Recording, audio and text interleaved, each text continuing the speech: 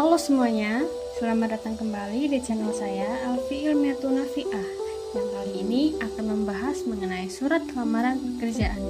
Sebelum itu, saya akan memperkenalkan diri saya lebih lanjut. Saya Alfi Ilmiatun Nafiah dari Fakultas Keguruan dan Ilmu Pendidikan, Program Studi Pendidikan Bahasa dan Sastra Indonesia, Universitas Sriwijaya. Pembuatan video ini adalah untuk memenuhi tugas mata kuliah strategi pembelajaran. Langsung saja kita ke materi pembahasan. Jadi, apa sih surat lamaran kerja itu? Jadi, surat lamaran kerja adalah dokumen yang berisi informasi pribadi, kualifikasi, dan motivasi seseorang yang ingin melamar pekerjaan di suatu perusahaan atau organisasi tertentu. Fungsi dari surat lamaran kerja ini adalah sebagai alat komunikasi pertama antara pelamar dengan pihak perusahaan yang akan menilai apakah pelamar itu layak dipertimbangkan untuk diundang ke tahap seleksi yang lebih lanjut. Nah, dari sini kita sudah tahu nih apa itu surat lamaran kerja. Selanjutnya gimana sih cara menulis surat lamaran kerja itu? Nah, selanjutnya kita akan membahas mengenai struktur surat lamaran pekerjaan. Yang pertama yaitu ada header. Header adalah bagian awal surat yang mencantumkan tempat, tanggal, serta kepada siapa surat lamaran pekerjaan ini akan ditujukan. Yang kedua ada pembukaan atau pengenalan diri. Pada bagian ini itu disampaikan identitas kita, disebutkan posisi yang ingin dilamar, alasan kita melamar ke perusahaan tersebut, dan juga dari mana kita mengetahui lowongan pekerjaan tersebut. Kemudian yang ketiga ada isi surat. Pada bagian ini adalah bagian inti dari surat. Di sini menjelaskan mengapa kita tertarik dengan perusahaan atau posisi tersebut. Disertakan juga kualifikasi, pengalaman, dan juga keahlian yang relevan dengan posisi yang ingin dilamar. Kemudian yang keempat ada penutup. Pada penutup surat ini ditutup dengan kalimat yang menegaskan minat kita yang sesungguh-sungguhnya untuk diberikan kesempatan wawancara, dan juga kita menyampaikan terima kasih atas perhatian yang diberikan. Kemudian yang kelima ada tanda tangan. Nah, pada surat lamaran pekerjaan diakhiri dengan tanda tangan kita yang menandakan bahwa keseriusan kita dalam melamar pekerjaan. Nah, itu tadi adalah struktur surat lamaran pekerjaan. Selanjutnya yaitu kita akan membahas mengenai langkah-langkah menulis surat lamaran pekerjaan. Yang pertama, kita harus melakukan penelitian. Kita harus mengenali terlebih dahulu perusahaan yang ingin kita lamar, termasuk dari visi, misi, dan juga nilai-nilai perusahaan tersebut, agar kita bisa menyesuaikan surat lamaran dengan kebutuhan perusahaan. Kemudian yang kedua itu ada kustomisasi, yaitu tulisan surat lamaran yang unik dan sesuai dengan posisi yang dilamar. Di sini kita harus menghindari juga kita kalau bisa itu menghindari penggunaan template yang terlalu umum. Kemudian yang ketiga, gunakan bahasa yang tepat. Pilih kata-kata yang tepat dan mencerminkan kemampuan dan juga kepribadian kita. Gunakan bahasa Indonesia yang baik dan benar serta mudah dipahami dan juga tidak bertele-tele. Yang keempat yaitu periksa dan perbaiki. Sebelum kita mengirimkan surat ini, kita itu harus memperhatikan kembali. Pastikan surat lamaran itu bebas dari kesalahan tata ejaan ataupun tata bahasa yang kurang tepat.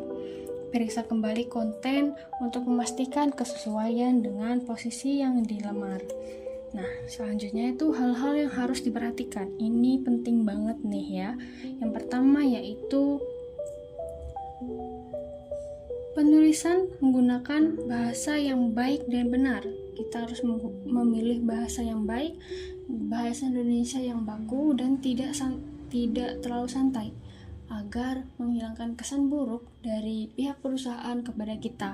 Yang kedua yaitu format penulisan tersusun rapi sesuai dengan struktur surat lamaran kerja yang telah kita bahas tadi. Nah, pemilihan bahasanya juga tidak boleh bertele-tele. Yang ketiga, surat lamaran pekerjaan harus ditulis oleh sendiri. Ini jika perusahaan mengharuskan kita untuk membuat surat lamaran pekerjaan menggunakan tulis tangan. Beberapa perusahaan biasanya mengharuskan kita untuk membuat sendiri surat lamaran pekerjaan itu dengan tulis tangan, bukan melalui ketik dan cetak. Kemudian yang keempat, lengkapi data-data yang dibutuhkan oleh perusahaan yang dilamar. Data-data seperti foto, KTP, fotokopi ijazah, dan juga keperluan yang dibutuhkan.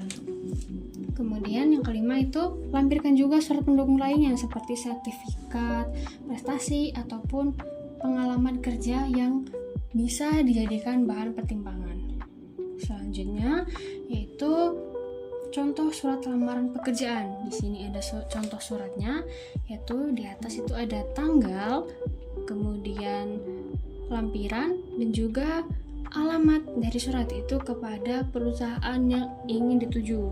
Selanjutnya itu ada isi dari surat, itu mencantumkan tujuan kita menulis surat, tujuan kita melamar. Selanjutnya itu diisi kualifikasi, pengalaman, dan sebagainya. Selanjutnya itu ada penutup. Nah, sebelum itu juga kita melampirkan dokumen-dokumen yang diperlukan oleh perusahaan. Selanjutnya diisi penutup dan ditutup kembali dengan tanda tangan kita.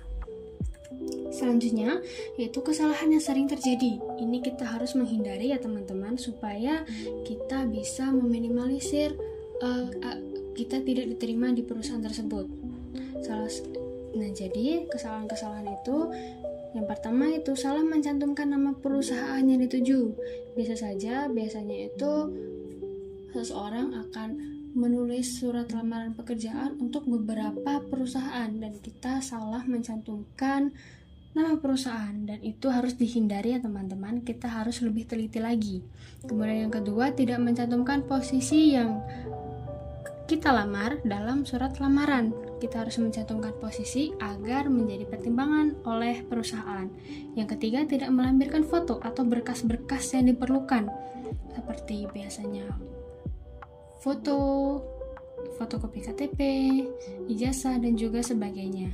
Kemudian yang keempat, pemilihan bahasa yang kurang tepat. Nah, ini kita harus memperhatikan pemilihan bahasa yang tepat dan tidak bertele-tele dan tidak menyinggung perasaan siapapun. Yang kelima, tidak mencantumkan nomor telepon atau email yang bisa dihubungi. Ini juga menjadi salah satu yang biasa sering terjadi, karena bagaimana perusahaan ingin menghubungi kita jika kita lolos kualifikasi jika kita tidak mencantumkan nomor ataupun email yang bisa dihubungi. Selanjutnya yaitu kesimpulan. Kita sampai di kesimpulan. Jadi, menulis surat lamaran pekerjaan itu memerlukan pemahaman tentang struktur yang jelas. Jadi kita harus memahami lebih tentang struktur yang dibahas tadi, penggunaan bahasa yang formal, serta penyesuaian dengan isi dan posisi yang dilamar. Surat yang baik itu harus singkat, padat, dan informatif yang mencakup latar belakang pelamar, pengalaman, serta alasan melamar pekerjaan. Selain itu, pengecekan ulang terhadap tata bahasa dan kesesuaian isi itu sangat penting agar surat terlihat profesional.